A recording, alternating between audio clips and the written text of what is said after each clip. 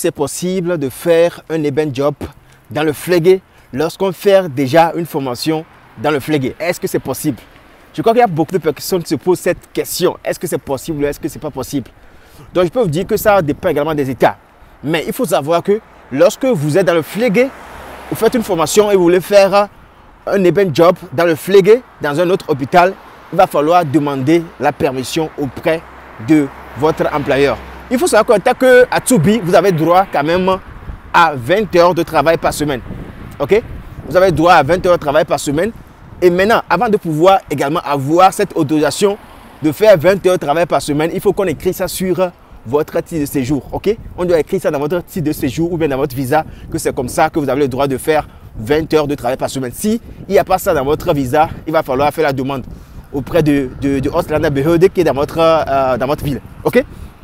Maintenant, lorsque vous avez cela, il faut savoir que lorsque vous allez trouver une place pour aller faire un eben job, il va falloir informer votre employeur que c'est comme ça que vous avez trouvé une place pour faire un eben job dans le domaine de la santé.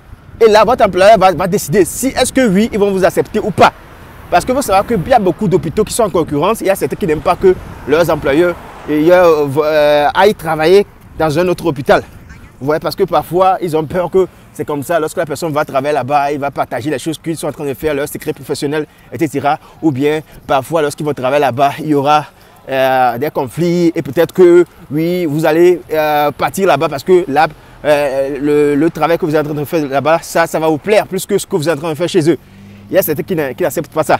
Ou bien d'autres, ils vont vous dire que oui, lors de la formation, mais vraiment que vous n'êtes pas encore déjà bien en formation. Ouais, vous n'arrivez pas à bien apprendre, vous avez des problèmes linguistiques. Lorsque vous ajoutez encore un autre eben job, vraiment vous n'aurez pas le temps pour pouvoir bien apprendre, etc. Il y a d'autres qui vont dire comme ça. Parce qu'il y a également les Schulaita qui vont décider de cela. Est-ce que vous êtes bon en classe? Est-ce qu'ils peuvent vous laisser faire cela?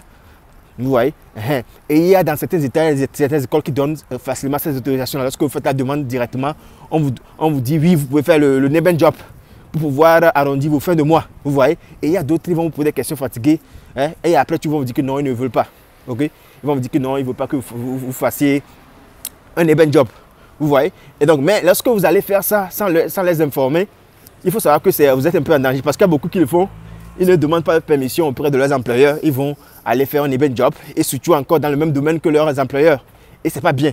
Et cela peut vous amener des amendes ici en Allemagne. Bien, cela peut vous porter préjudice ici en Allemagne. Okay?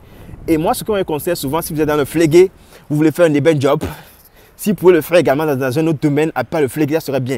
C'est vrai que ici, nous les Africains, souvent, ou bien nous les étrangers, on cherche souvent l'argent. On sait que dans le flégué, on paie plus. Donc là, je fais un eben job dans le flégué. Alors qu'on pourrait faire quelque chose dans le domaine de la cuisine, par exemple, dans un domaine qui nous passionne, à part le flégué. Et on sait que lorsqu'on fait ça dans ce domaine-là, on sait que, ok, après le flégué, je vais quelque part où je fais un autre métier à part le flégué. Et cela aide souvent à se déstresser ici en Allemagne, vous voyez. Donc c'est à vous-même de voir et il est important toujours de faire la demande auprès de votre employeur, de lui dire que c'est comme ça que vous voulez faire un eben job. Mais nous-mêmes qui ne sommes plus en formation, qui travaillons déjà, lorsqu'on trouve un eben job, il va falloir toujours faire la demande auprès de notre employeur. On demande toujours à notre employeur que c'est comme ça, nous avons trouvé un eben job et nous voulons travailler là-bas. Et donc c'est eux qui nous donnent l'autorisation que ok, tu peux commencer par travailler. Et là, lorsqu'ils disent que ok, tu peux commencer par travailler, c'est là qu'on va signer le contrat, on amène le contrat au niveau de Ooslanda-Behörde pour pouvoir avoir l'autorisation de Ooslanda-Behörde également. Vous voyez des choses comme ça. Donc là, il va falloir faire la demande auprès de votre employeur. S'il dit que oui, vous pouvez le faire, vous pouvez le faire. Ok? Donc c'est comme ça. Et si vous, qui me suivez actuellement, vous avez une autre expérience, ou si vous aussi pouvez écrire ça dans les commentaires, parce qu'il faut savoir que l'Allemagne est grande. On a 16 États ici en Allemagne. Les États sont souvent différents les uns des autres. Ok? Merci beaucoup.